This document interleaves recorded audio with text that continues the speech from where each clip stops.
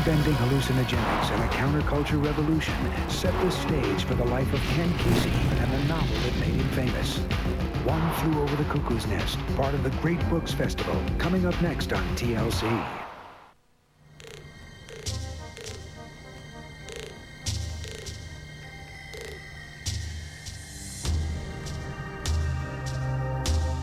One flew east, one flew west. I didn't really get a good idea of the plot until they gave me peyote. The first 3 pages of that book are written on peyote, and that's where the Indian comes from.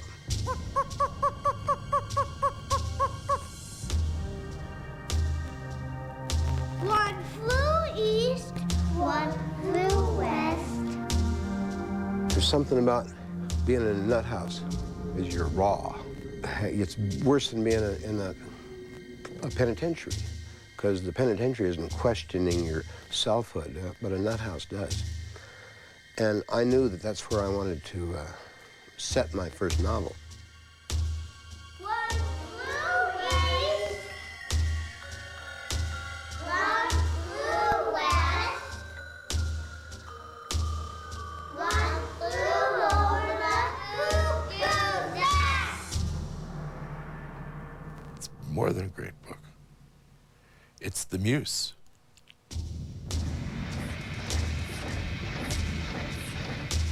Pound for pound, it's the great American novel, isn't it?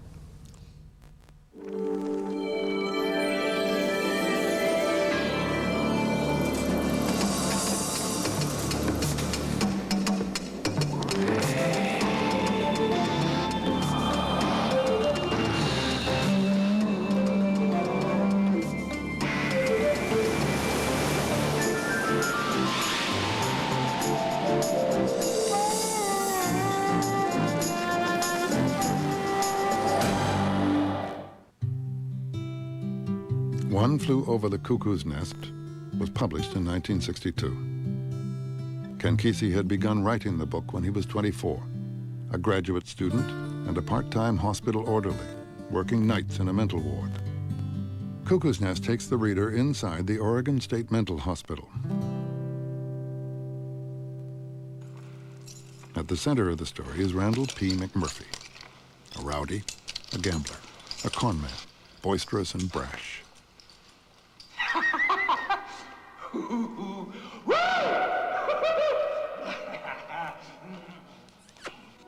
God damn, boy, you're about as big as a mountain. Looked like you might have played some football. Jack Nicholson played McMurphy in a memorable movie performance. He can't hear you. He's deaf and dumb Indian. McMurphy has fooled the authorities into thinking he's a psychopath to get himself transferred from the county work farm into what he thinks will be Easy Street, the insane asylum.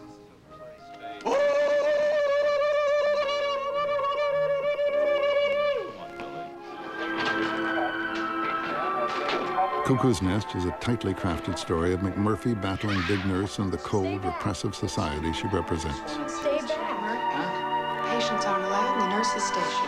Well, I just wanted to turn... When you're outside, we'll discuss whatever problem you have, okay?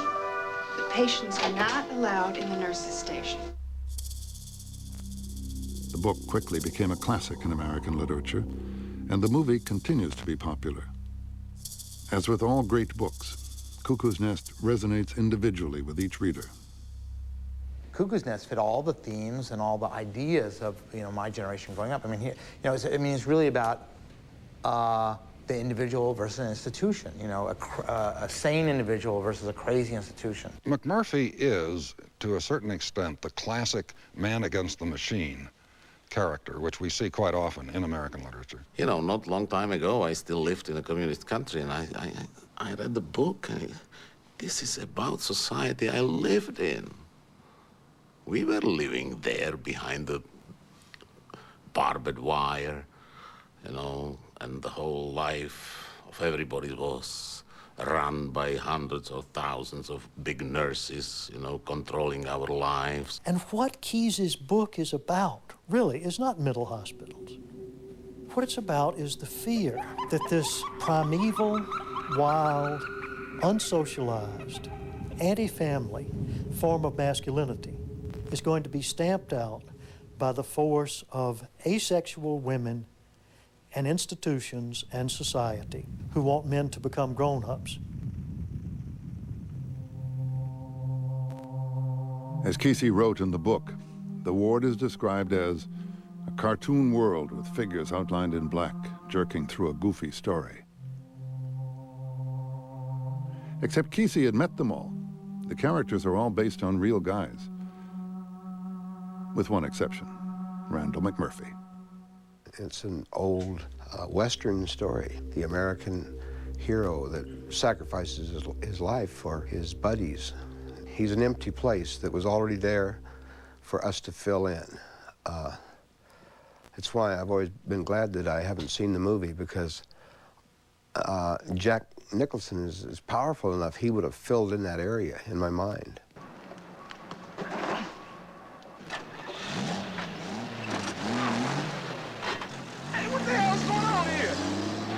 Oh, I was identifying very much Ken Kesey with McMurphy.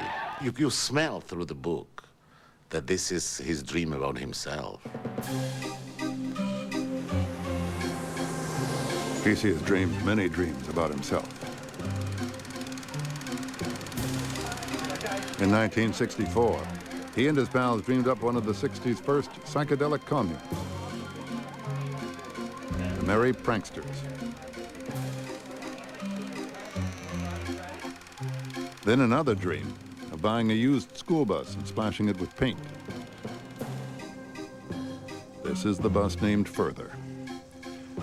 The pranksters dreamed up a saying in the early 60s, "Are you on the bus?" It defined a certain consciousness for many in that generation.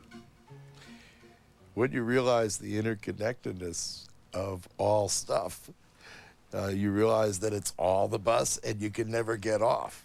But you have to realize that. Otherwise, you're not on the bus. I am on the bus. Jerry Garcia and the Grateful Dead were definitely on the bus.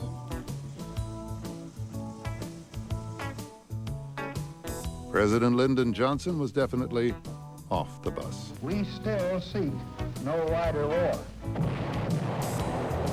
Vietnam was a long ways away from the bus.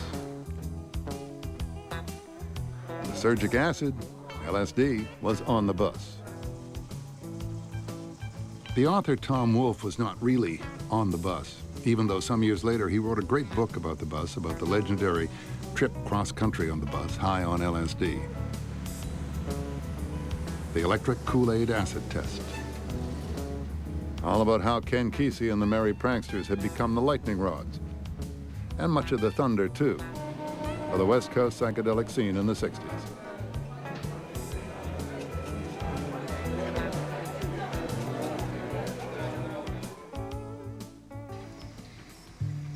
The bus named Further is no longer on the bus. It's off the road.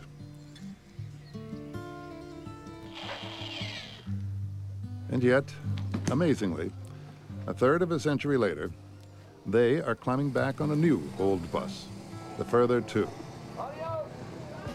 In fact, they were never really off the bus.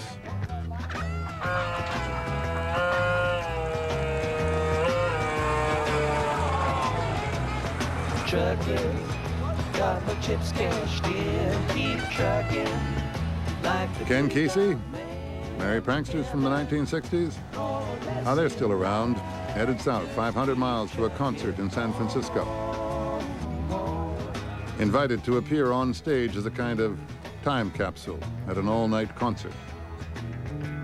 When's the last time you changed the wires, George? Never. Oh, there, we could have wire breakdown. Boy, that's an obvious one. It's like the Unfinished Symphony. Every so often they resurrect the ghosts of Haydn and Mozart and Vivaldi to help work on the Unfinished Symphony. That's why it never gets done. The past is still working on the present. The fact that Kesey is even walking and talking is a bit wondrous. Just weeks before, he had suffered a stroke, but with the help of a new drug and the constitution of Babe the Blue Ox, he has suffered only minor effects. From here on down, it's all uphill. Trucking like the Duda man once told me, you got to pay your hand sometimes because it's worth a dime. Ken is the kind of guy who's very much determined to be Ken, no matter what. He would get you to see the world the way he saw it. This is what makes somebody a good writer. You see the world in a very special way and draw other people into it. And that's what made Cuckoo's Nest magic. You get just enough, and that's it. That's it, I have to swear. Great reading. What a long, strange trip it's been. Some of the best writers have created great books by presenting the story from a unique point of view.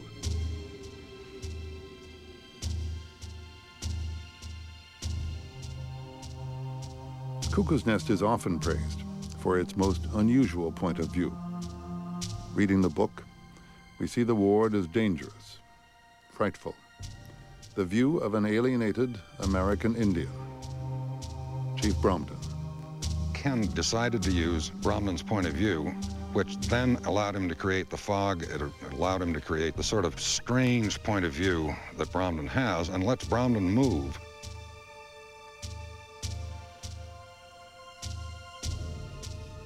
Using a first-person narrator who starts off delusional and ends up clear, I think is, as far as I know, new in American literature anyway. The chief has been diagnosed with schizophrenia. It's a chemical defect in his brain. If the level of stress goes up very high, the brain chemistry goes wild, and it becomes something like an acid trip. Everything outside yourself becomes so intense and so threatening that you pull back, chemical, and focus your attention only on your thoughts and what's going on inside your brain. That's what schizophrenia is. In Chief Bromden's mind, the world is run by an all-powerful, all-seeing secret group, the Combine. They have installed hellish machinery in the walls of the ward. The Combine has planted hidden spy circuits, even inside the handle of his broom. The ward is a factory for the Combine. It's for fixing up mistakes made in the neighborhoods and in the schools and in the churches the hospital is. When a completed product goes back out into society, all fixed up good as new, better than new sometimes, it brings joy to the big nurse's heart. Something that came in all twisted different is now a functioning, adjusted component, a credit to the whole outfit and a marvel to behold. It's gonna burn me just that way, finally telling about all this, about the hospital and her and the guys, and about McMurphy. I've been silent so long now it's gonna roar out of me like floodwaters, but it's the truth, even if it didn't happen.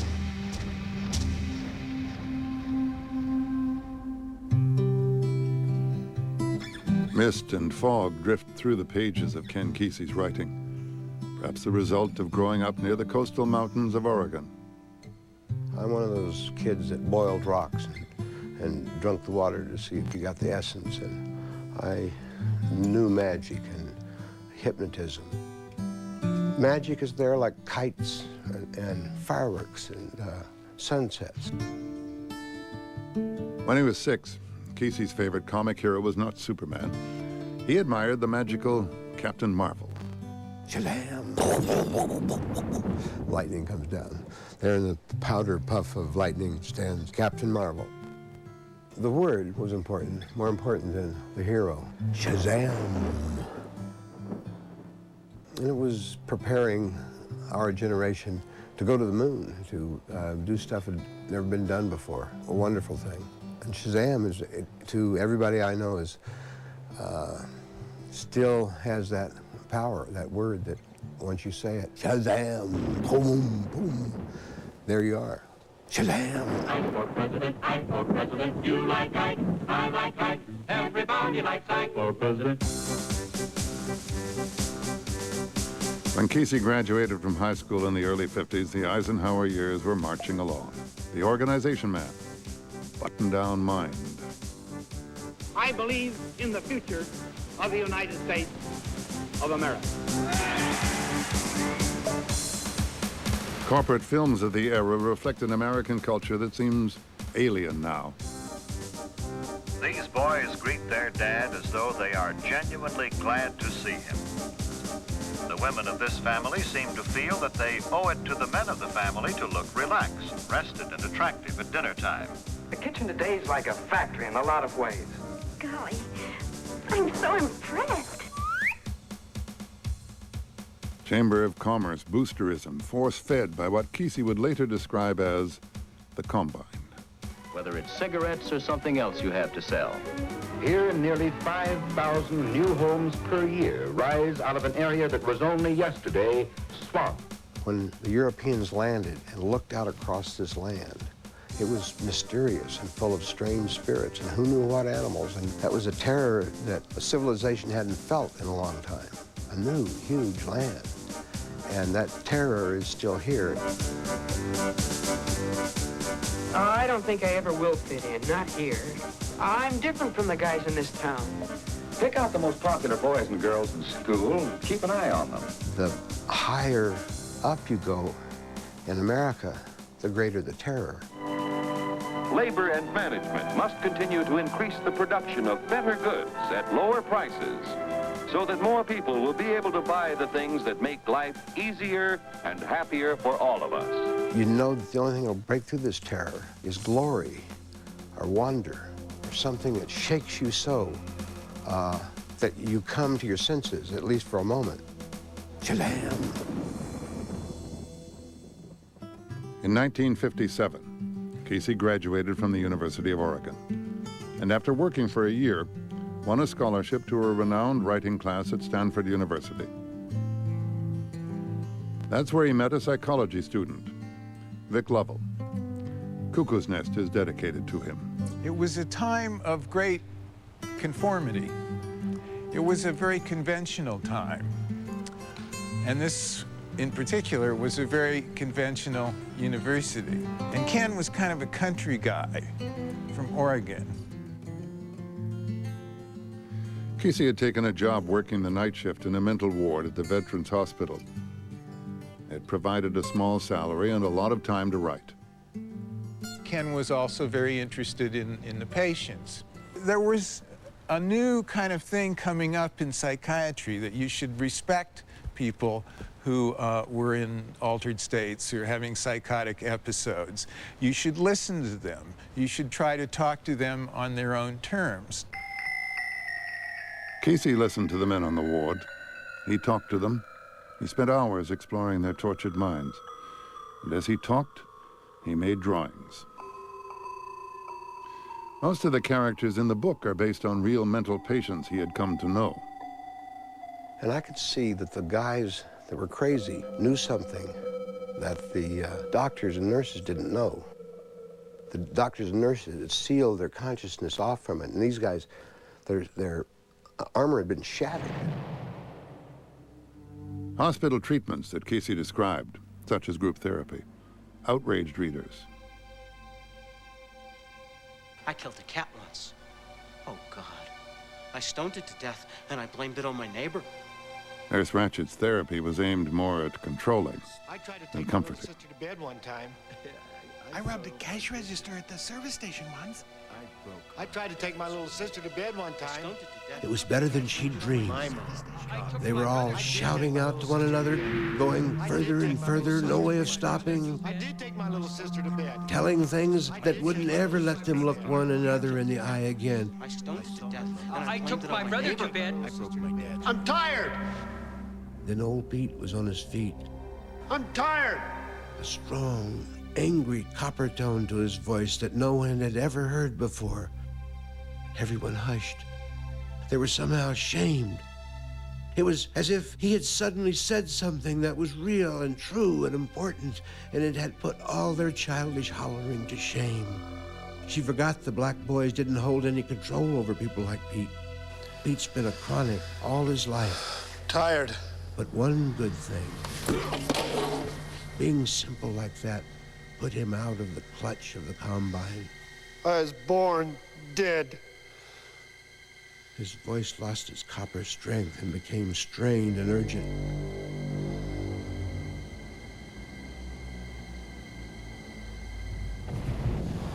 Pete never tried anything like that again, and he never will.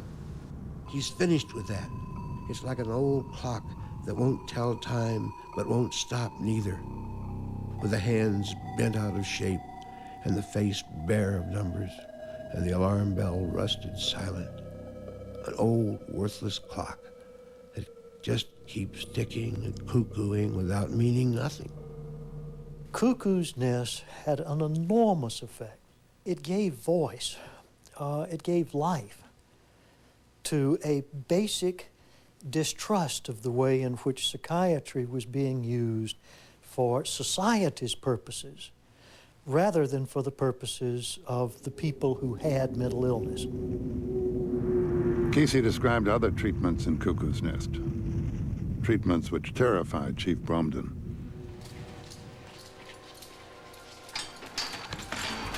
Electroshock therapy was introduced widely in the 1940s. Voltage applied directly across the brain. It seemed effective for certain maladies, such as severe depression. Nurse Ratched has turned it to her own uses, as a tool for control and discipline.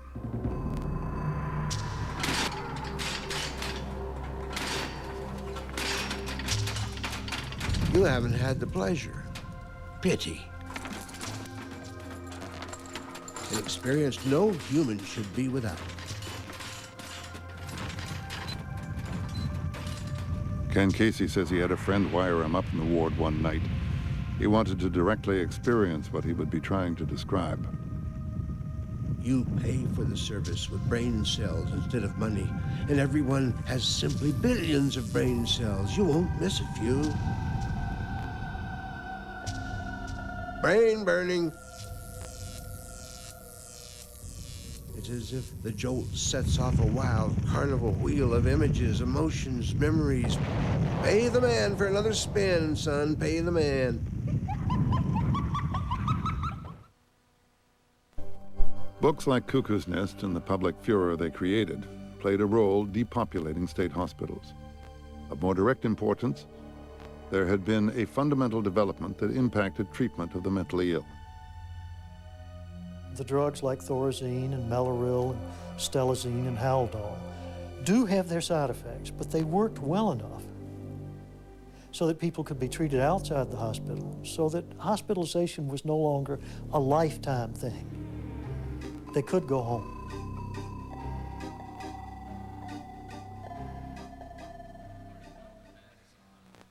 By 1960, the new drugs were calming the mentally ill. At the same time, other drugs were on the verge of making a major impact on our society. Secret drugs, from a government program to develop new weapons. Strange substances were being tested at the same veterans hospital where Kesey had been working while writing Cuckoo's Nest. Government doctors offered to pay him $75 a session to swallow a pill to see what happens. Every Tuesday, I'd go in there about 8:30 in the morning, and these doctors would give me some stuff, and they wouldn't tell you what. I had never drunk beer before then. I'm completely all-American. They put me in this room and locked the door, presumably to keep the nuts from coming in or me from getting out. I wasn't sure what. But one little window up there in the door with chicken wire across it. And I'm really ripped, I think, on psilocybin, one of those JB 380s. All these things are just numbers at that time. LSD 25. The researchers were cataloging the effects of new mind-altering chemicals. Their goal was to create a drug that could be used as a fearsome weapon. To be dropped into water and food, it was intended to incapacitate the enemy. This program had been initiated and was being run by the CIA. And this is the great irony of the 60s, that the psychedelic drugs, which created the kinds of changes of consciousness and perceptions of the world that drove the 60s, was distributed by the CIA. So pretty soon, one way or another, these drugs found their way out of the hospital and into the counterculture. It blew our minds.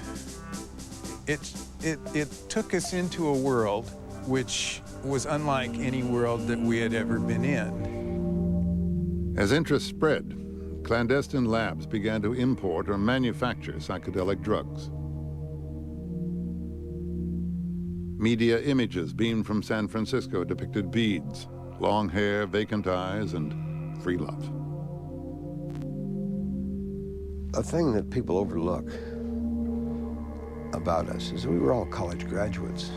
We were in Stanford and graduate programs. Babs is a captain in the Marines. And we had a life and families, and we had some idea what existentialism was about and the dead-end, bleak chasm you're standing there looking into of existentialism. You begin to deal with it by reaching across the chasm.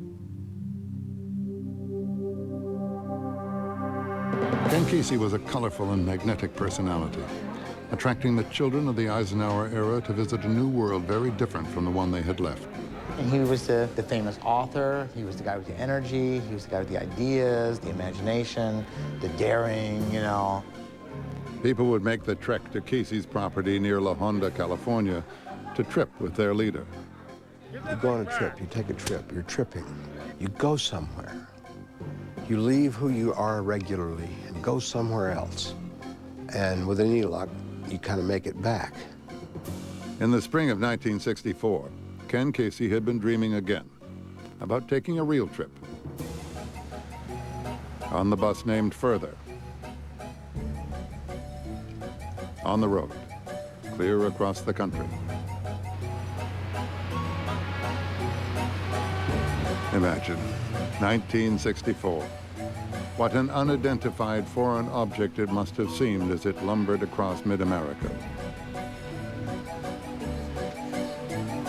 It was the day-glow grandfather to all motorhomes, complete with electricity, bed, stove, and a refrigerator, and the refrigerator complete with a jug of electric orange juice. Spiked with LSD, acid.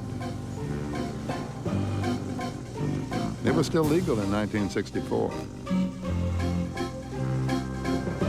The merry pranksters would alternate between taking acid and filming what they planned would be a major movie about their trip. More often than not, the two activities got mixed up.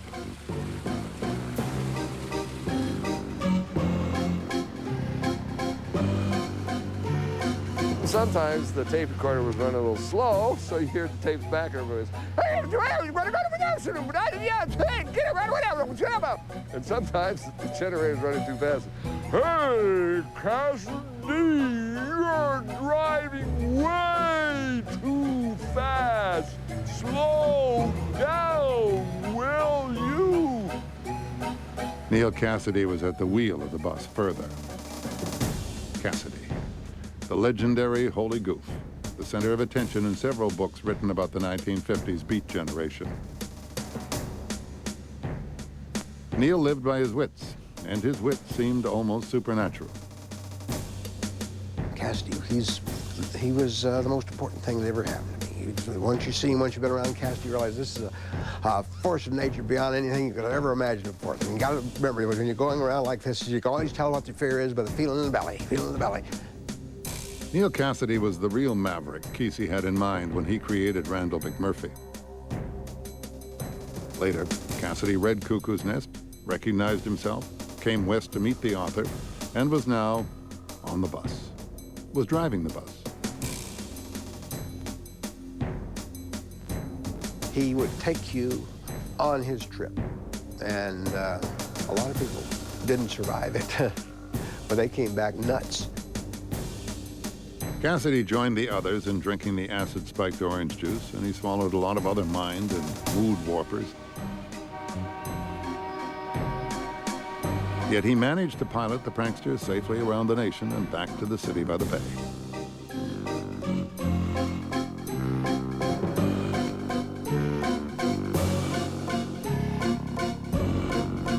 That same summer, Kesey found a soulmate in the young guitarist Jerry Garcia, who had formed a band called the Grateful Dead. I'm the first Deadhead. I'm the original Deadhead. We were involved in a movement that's still traveling forward, and a lot of it comes from Garcia. He's a powerful man. In 1966, the California legislature outlawed acid, LSD. It was a defeat for Kesey and the others who had made claims about the drug's potential, and for many it had provided spiritual enlightenment. But for a few, it had unlocked a world of inner terror. Bad trips. What's happened is both schizophrenia and LSD and other hallucinogens poison the brain's ability to tell whether impulses are coming from outside, out there in reality, or are coming from inside, from the workings of your own mind. Kesey had relished his role as a lightning rod attracting attention for the psychedelic 60s generation. He had also begun attracting the attention of the law. In 1965, Ken Kesey was arrested for possession, marijuana, not LSD, and eventually spent 5 months in jail. When he was let out, he packed up his family and left California, back to a farm in Oregon where he has lived ever since. 3 decades later, when he looks at his jail drawings, it all comes back again. It's like suddenly, clang, the doors are there again. You're back in jail. And the thing that jail teaches you is you want to get out. Boy, I wanted out so much. Not just to see my family. Just wanted out amongst the flowers and the birds and the sun. He says the time in county jail taught him a few things about human nature, but his basic beliefs did not change. He continues to argue that the psychedelic experience, whatever its source, is good for the soul. His challenge to society: question reality. And the American dream is psychedelic. The Cuckoo's Nest charm, I think, goes to this thing of tearing away the fabric of what we've been told is reality and seeing that through that fabric is something far more real. It's raw and it's harsh on you. It gives you anguish to see it. But when you do, then somehow you are moving a little farther up this ladder into the smoke.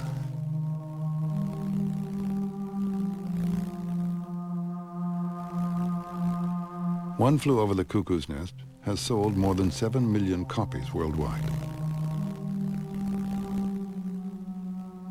Surprisingly, Hollywood seemed very reluctant to make a movie of the book. It was 1975, 13 years after publication, when cameras finally rolled on the project. Do you want me to explain? I can't explain Hollywood's, reluctance to do many good things. I mean, don't put that on me.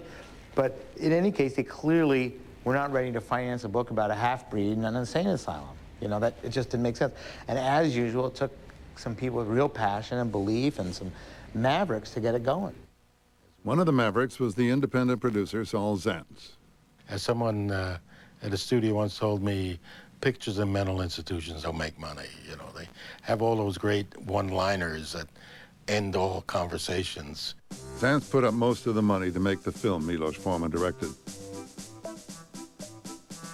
Forman had gained a reputation in his native Czechoslovakia for gritty, realistic movies that mixed tragedy with humor. Everyone in favor of changing the schedule, please raise your hand. Okay, I want to see the hands. Come on. Which one of you nuts has got any guts? Forman made an inspired choice when he cast the film. Louise Fletcher to play Nurse Ratched. Milos was constantly saying, is it natural? Is it natural? And he wanted more than anything for it to be as natural as real life. Newsreel, if you will. Newsreel, real. I only count 9 votes, Mr. McMurphy. He only counts 9. Only 9. It's a landslide. There are 18 patients on this ward, Mr. McMurphy, and you have to have a majority to change ward policy. So you gentlemen can put your hands down now. In the book, there are moments of stark realism, but more often, the reader gets a surreal mental picture of the ward Ken Kesey visualized, dramatically different from Foreman's film.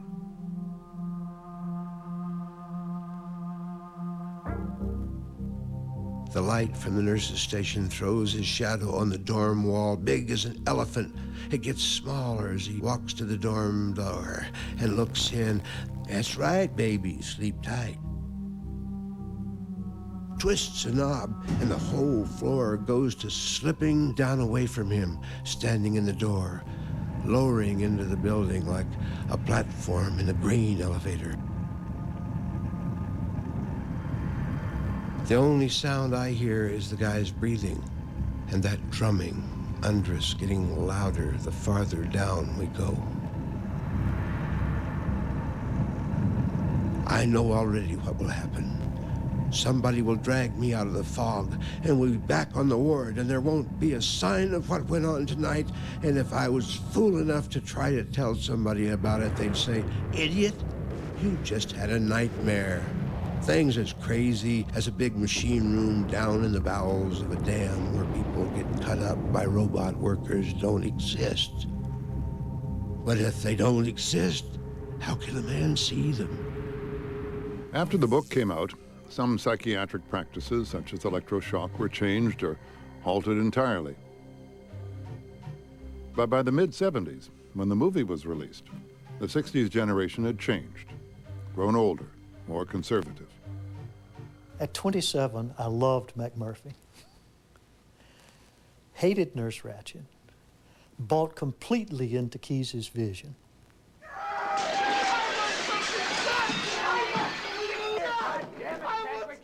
10 or 12 years later, when I read the book again, after I'd seen the movie, I couldn't understand. I hated McMurphy, and I felt great sympathy for Nurse Ratched. This was after 12 years of working with psychopaths. I knew just what Nurse Ratched was going through. The initial backlash against institutional psychiatric methods peaked. The pendulum has started to swing back. Here we go. Electroshock therapy has seen a small revival.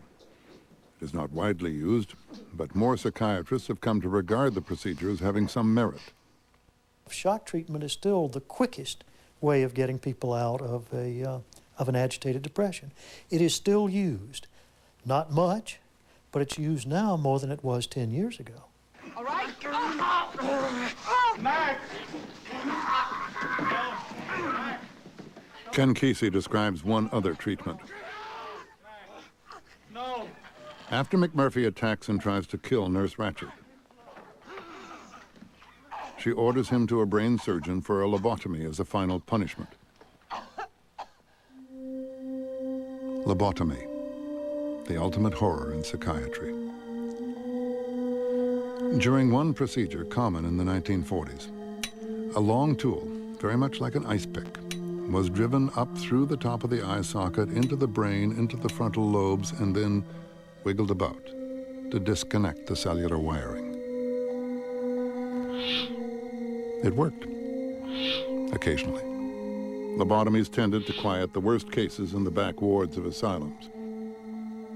There were more than 5,000 such operations in 1949, the peak year for the ice pick and the drill. Now there is even talk of bringing back lobotomies. Doctors at Harvard have suggested new research into techniques of surgically changing minds, now that the doctor's skills and technology are so much more advanced. It will be a tough sell to most in the medical community. I wouldn't volunteer for it, and I wouldn't recommend you do so. It is a horrifying sight to see people whose whole personality, whose whole will, whose whole sense of social appropriateness has been taken away from them. At the end of Cuckoo's Nest, the chief realizes that he must do something for his friend McMurphy. I wouldn't leave you here this way. McMurphy had pushed the chief back towards sanity. He had saved his life. Now, as the chief regarded what the hospital had done to McMurphy, his brain shredded by an ice pick wielding surgeon, the chief could save him only by destroying him.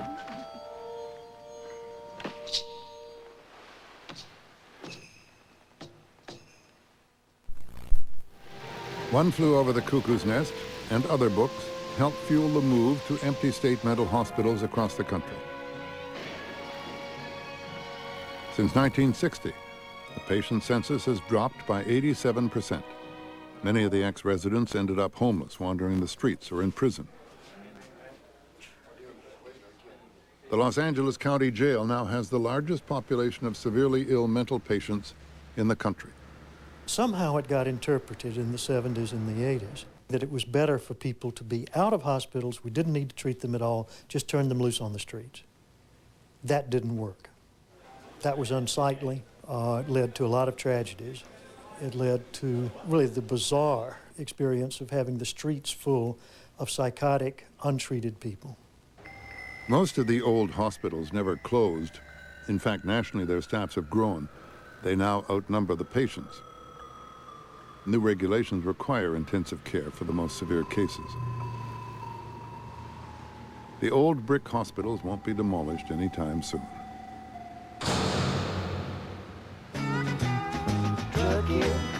Up the Buffalo, been thinking, you got to mellow slow.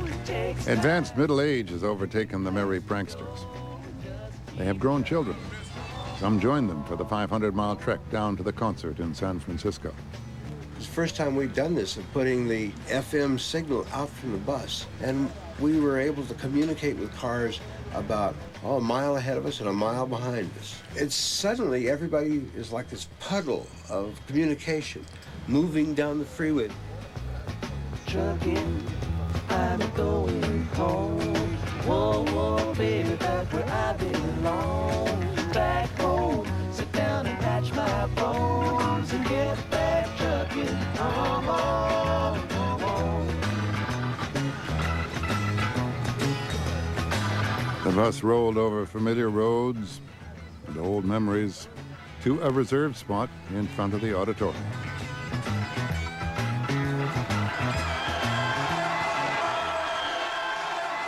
The concert was scheduled, coincidentally, on the anniversary of the Kennedy assassination. Kesey had dreamed up a stage show which flashed back to that event.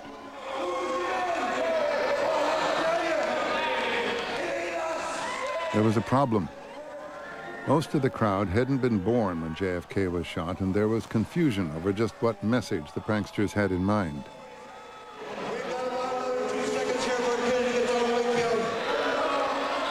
Oh, they can't understand a word. One guy kept yelling, "Get off the stage!" So it's a wonderful thing to have your audience surprised and delighted and know that they're seeing something they've never seen before and probably never see again. What's happening is there's a battle going on for attention. I've always maintained that audience is currency. You give me enough audience, I'll make a living. Gee, this is a guy who can get away with being himself, with anybody, anywhere, no matter what. And maybe we can all do that. I think Ken probably found other things more exciting than writing. When you get pretty far out there on drugs and rock and roll, which is a very hedonistic experience, a very hedonistic combination, you know, it's hard to kind of say, oh, God, I have to go sit at the typewriter again. And maybe there are those of us who just have one good book in us. And I'm awfully glad that Kesey had Cuckoo's Nest in him. My dad taught me a really important thing, that good writing ain't necessarily good reading. That to appeal to somebody from a writer's standpoint somehow separates you from them.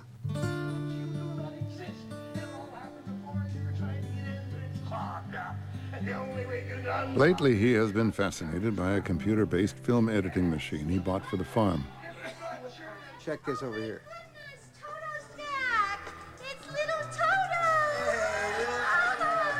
It puts the capabilities that used to only belong to New York and Hollywood. People are able to do stuff that they would only have been able to dream about before the really good stuff happened. Ken Kesey would like nothing better than to bypass Hollywood. He is still resentful that he was fired as a screenwriter by the producers of Cuckoo's Nest. An estimated 100 million people have seen the popular film. Kesey has stayed away. During the depositions, these two LA lawyers were sitting there, one of them puffy and sullen, and the other one skinny and fierce.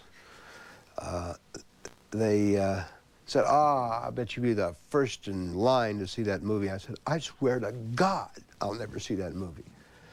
And when you swear to God in front of a lawyer, you better damn well keep your word, or you're gonna run into him in hell. You know, lately, it do occur to me what a glorious trip it still do be.